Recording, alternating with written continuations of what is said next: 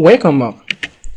In this video tutorial chapter, I'm going to be talking about what you need to get started with blogspot. You need to fulfill some requirements before you can create a blog under the Blogger platform. And there are some basic things you have to decide on before you go and log into the Blogger platform and click on the create button to create a blog.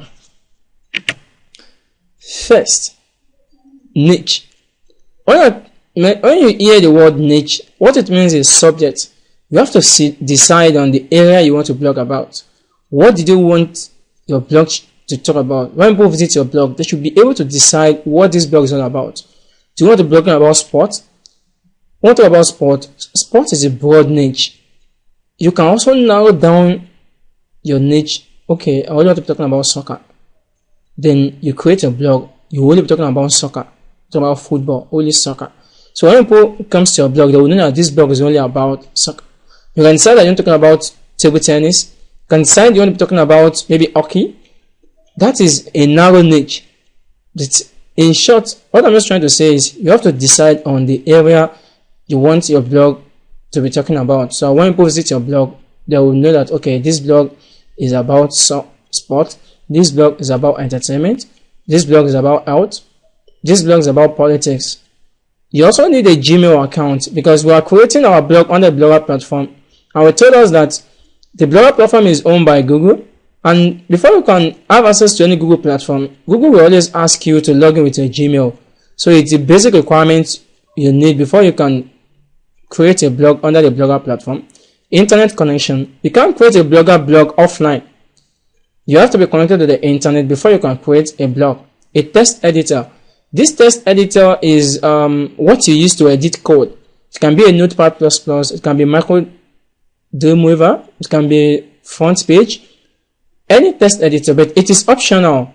But as I told us earlier, you don't even need to be a programmer, you don't need to know anything about coding before you can create a blog for yourself.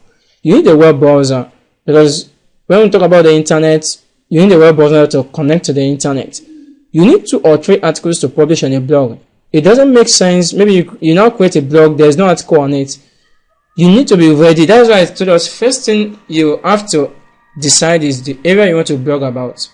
The moment you decide that, okay, my blog will be about soccer, then you have to create at least 3 or 2 articles so that the moment you finish developing the blog, you publish articles. Then you can start creating awareness. Then people will start coming to your blog to visit and read articles. You need logo or images. Now, this logo, you need to create a logo because we are still going ahead to create a professional blog for ourselves. People should be able to see our blog and know that, okay, this is the logo for this blog. Though without the logo, you can still create a blog. You can use a normal text as a logo. You can't just say because you don't have a logo, then you can't create a blog. No. You can create a blog even without having a logo. You can just use a normal text. But I'll be showing us how to create a logo online. If you don't know anything about graphic design or you don't know anything about any of the graphic software, there's a website that will allow you to create a logo for your blog. So I'll be showing us. You need images to beautify your articles. At least all your articles should come with images. Search engine also call images, and images also explain more about what your article is all about. So I always encourage bloggers to use image in their articles. So if you have got all the above listed, then you are good to go to use the Blogger platform. Those ones that are marked optionals, they are not compulsory, which is a text editor. Even the logo is not compulsory. I will even show us where you can create your logo, free logo online, but it is not compulsory. Without the logo, you can still create a blog. In summary, I believe that at this junction J, time T, you now understand all what it takes to start using the Blogger platform to create a blog.